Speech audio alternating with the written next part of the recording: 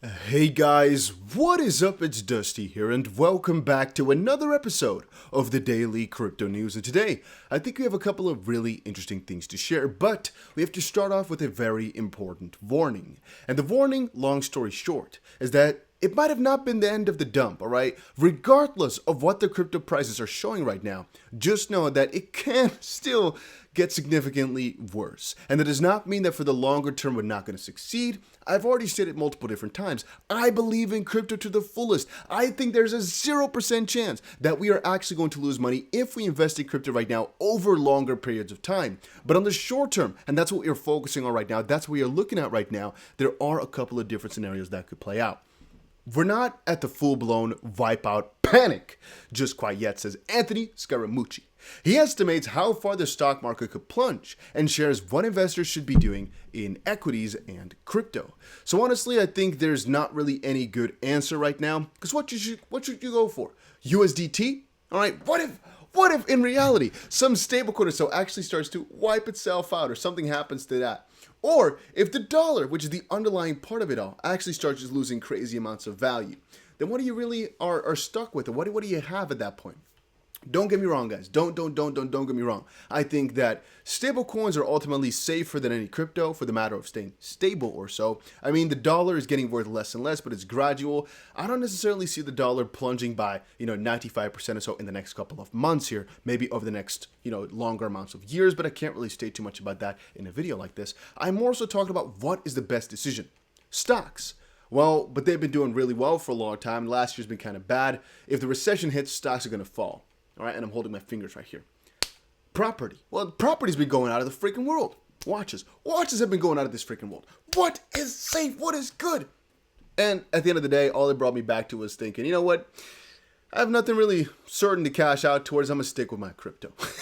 I'm going to stick with my crypto, go for some yield strategies or so, and continue to just rake in money or so. And this is one thing you got to understand. As long as you go for proper altcoins, at the end of the day, it doesn't really matter. It's all a intermediary little dip, an intermediary little annoying period or so before things ultimately get a lot better.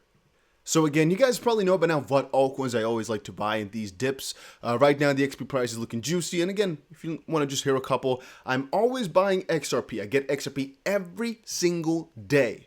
Quite a lot of it as well, mostly because I think over a couple year period, that's my best ROI. But I try to mix it up. By only getting one altcoin, I'm risking too much. What if Ripple does end up losing the lawsuit? What if XRP does not find the utility which we all think it's going to? Doom scenarios do exist. Again, you don't prepare for failure necessarily. You prepare for the best case scenario. But in my best case scenario, all my altcoins do really well, if you guys get my drift, So I'm trying to pick up a couple of altcoins because I don't know which is going to do the best. So I pick up XDC, QNT, Algorand, VeChain, ADA. You guys understand my drift? People often tell me, specifically a couple of YouTubers, Dusty, it's best to go for a couple of altcoins because what if one of them really pumps? If you only put a couple $100 into one because you're diversified so much, no, I firmly disagree.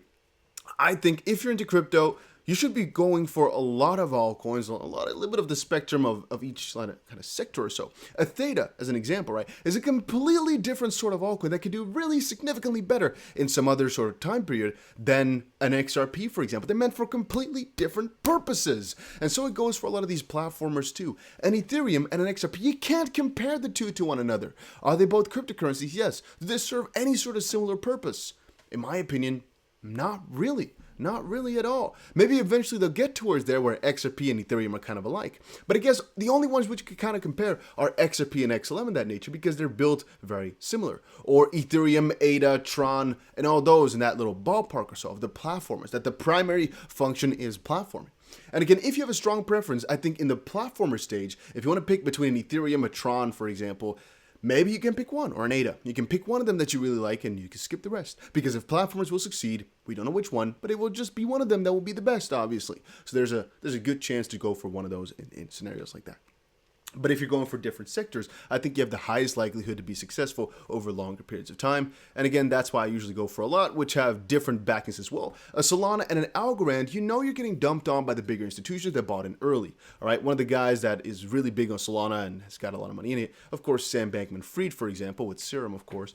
But as you guys probably understand as well, if these bigger institutions are in it, there's a good chance that the price will actually pump because they got in for a specific reason, and usually they won't let these projects completely fail. And there's also one thing that I really got to remind you guys of when it comes to Bybit. So there's 3 things I need to say. 1, get yourself an account over on Bybit if you don't have one yet. All right, a link will be down below. You can get a couple $1,000 worth of bonuses, and I'm going to be doing a couple of Bybit only giveaways. So if you did not have yourself an account just quite yet, make sure you check it out with the link down below.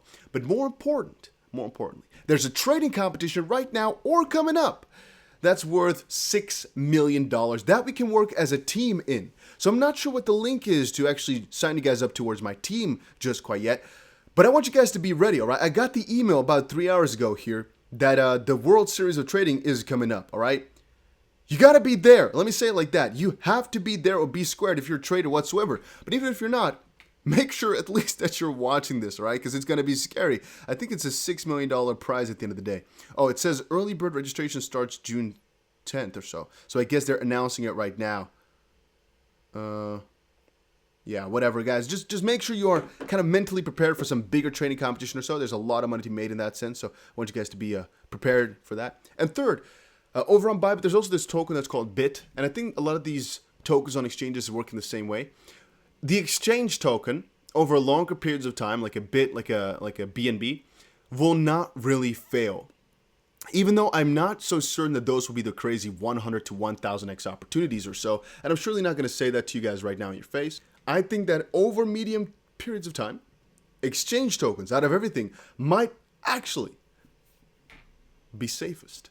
To be honest with you, a coin like BIT, where the majority of institutional investors bought in at about $1 to $1.20 to $1.30 maybe, right now sitting at about 90 cents or so, I think that's one of the easiest buys in the crypto space for a quick return. The moment the crypto market starts to turn a little bit bullish again, these are going to be the coins that are easy to pick up and make some money on.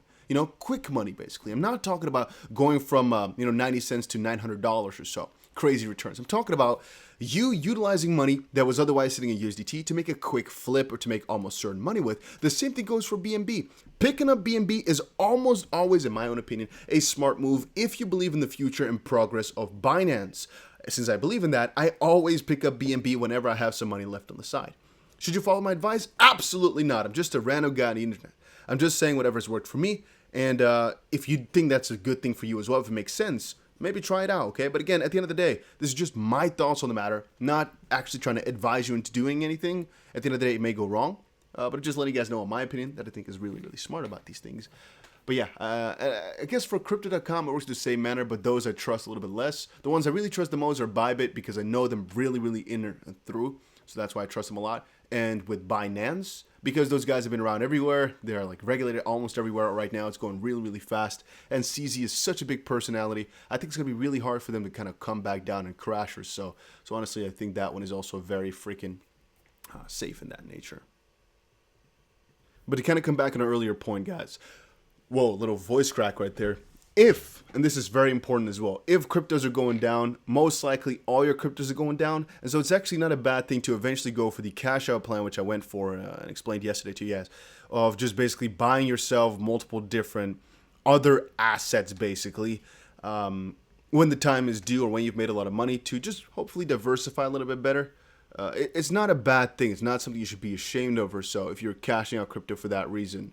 I've said before, I like a lot of different things, a lot of different things that generate money or keep their value. Even gold is not really a bad idea to just have some sort of gold at one point or another. Even though I don't think your main focus should be on gold, it's just to at least have some value in really, really bad times. Let's say you've cashed out $1 million. If you put, let's say, $75,000 into gold, $100,000 in gold, it's not going to really make you any money over longer periods of time.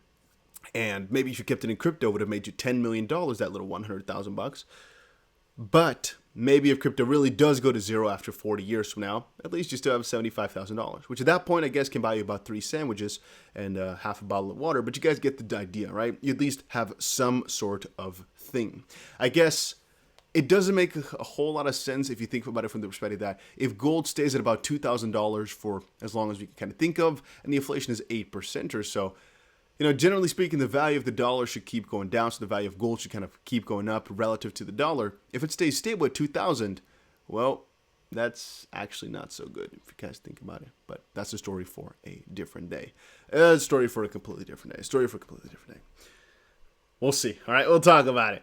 Hopefully, you guys all enjoyed this little update, little video, little kind of thought-provoking type of video. I know, sometimes I enjoy that. So yeah, if you guys did, make sure you press the like button and subscribe, and I will definitely see you guys again in another crypto video pretty soon here, guys. But if you're not yet, make sure you subscribe to the channel and join the Telegram. A link is down below. Adios, amigos.